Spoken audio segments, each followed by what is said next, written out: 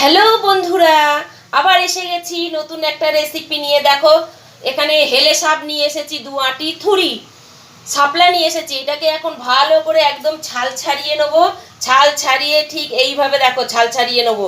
ছাড়িয়ে নিয়ে বেশ পিস পিস পিস পিস করে বেশ সুন্দর করে কেটে ধুয়ে নেবো। এই দেখো এইভাবে, এই দেখো এইভাবে সবগুলো ছাড়িয়ে নিচ্ছি। চলো তারপর আবার ফিরে আসছি। দেখো শাপলাগুলোর থেকে পটাশ করে সব ছাল ছাড়িয়ে নিয়ে এইভাবে পিস পিস করে ধুয়ে পিস পিস করে কেটে নিয়েছি। চলো এটাকে এবার একটা সাইডে সরিয়ে রাখি। এবার একটা মিক্সিং জার ঝট করে নিয়ে নিলাম। দেখো এবার পটাশ করে এই মিক্সিং জারের মধ্যে 1 চামচ সর্ষে আর 1 চামচ পোস্ত সব দিয়ে দিলাম। একটা দিলাম টমেটো, আর দিচ্ছি 4-5টা ছোট ছোট শুকনো লঙ্কা আর কয়েকটা রসুনের কোয়া। এগুলো রসুনটা তোমরা অপশনাল, চাইলে তোমরা নাও দিতে পারো, কিন্তু দিলে অসাধারণ লাগে খেতে। দিয়ে দিলাম সব। এবার সবগুলোকে একসাথে মিশিয়ে একবারে ঘোল করে নেবো। ঢাকনাটা এবার খুলবো। দেখো সবগুলোকে একসাথে কিভাবে একদম খিচুড়ি পাকিয়ে নিয়েছি। দেখো চলো এবার মূল পর্যায়ে চলে যাওয়া যায়। ওভেনের মধ্যে দিয়েছি কড়াটাকে চাপিয়ে। এবার এর মধ্যে দিয়ে দেবো কিছুটা সাদা তেল। তোমরা সর্ষের তেল দিয়েও করে খেয়ে দেখতে পারো, আমি কিন্তু একটু তেলটা একটু বেশিই দিলাম। এবার এর মধ্যে কালো 4টি কালো জিরে দিয়ে দেবো। তেলটা ততক্ষণ গরম হোক। এর মধ্যে দিয়ে দিলাম কালো জিরে। আমার তো ভীষণ ভালো লাগে এটা দিয়ে ভাত খেতে, গরম গরম ভাত। তোমাদের কার কার ভালো লাগে একটু কমেন্টের মাধ্যমে জানিয়ে ফেলো তো বন্ধুরা। আর আমার এই রেসিপিটা যদি তোমাদের ভালো লেগে থাকে, তোমরা লাইক কমেন্ট শেয়ার করে সাবস্ক্রাইব করে দিয়ে পাশে থাকা বেল আইকনটা কিন্তু ক্লিক করতে ভুলো না বন্ধুরা। তবে আমি নতুন নতুন নিয়ে আসবো রেসিপি, তোমরা ফটাস করে দেখে ফেলবে। তেলটাও আমার গরম হয়ে গেছে। মশলা ঘোলাটা দিয়ে দেবো। দেখো সব দিয়ে দিচ্ছি। এবার এর মধ্যে দিয়ে দেবো হলুদ গুঁড়ো পরিমাণ মতন। ঝালটা তোমাদের মতনই তোমরা দিয়ে দেবে, তোমরা যে যেরকম পছন্দ করো সেরকমই দেবে।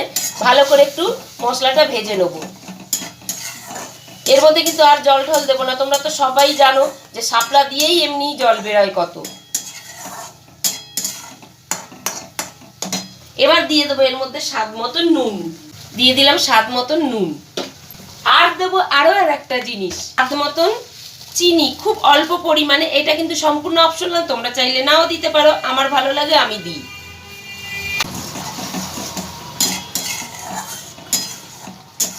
ভেজে নেবো মশলাটাকে ভালো করে। তোমরা কারা কারা এইভাবে খাও একটু জানিও তো। এটা কিন্তু আবার চিংড়ি মাছ দিয়েও কিন্তু দারুণ টেস্ট লাগে। চিংড়ি মাছ দিয়ে, মাছের মাথা দিয়ে খুব সুন্দর লাগে। হ্যাঁ কি কালার, কি ফুটছে। এটাকে কিন্তু আর বেশি ভাজা করব না, কারণ সর্ষে বেশি ভাজতে নেই, তাহলে তেতো তেতো লাগে। চলো এর মধ্যে এবার এই হেলে শাপগুলো, থুরি শাপলাগুলো দিয়ে দিই। তোমরা কে কি নামে ডাকো আমাকে একটু জানিও তো। গ্যাসের ফ্লেমটা কিন্তু এবার লোতে দিয়ে দিলাম। সবগুলো এবার দিয়ে দেবো এর মধ্যে আস্তে করে। গ্যাসের ফ্লেমটা কিন্তু এবার বাড়িয়ে দেবো। দিয়ে হালকা হাতে একটু নাড়াচাড়া করব, করে একটু 2 মিনিটের মতন ঢাকনা দেব।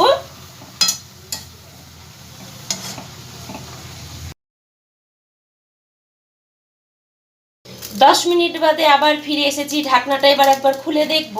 দেখো আবার একটু ওলট পালট করে দেবো সবগুলোকে। কত জল বেরিয়ে গেছে দেখেছো।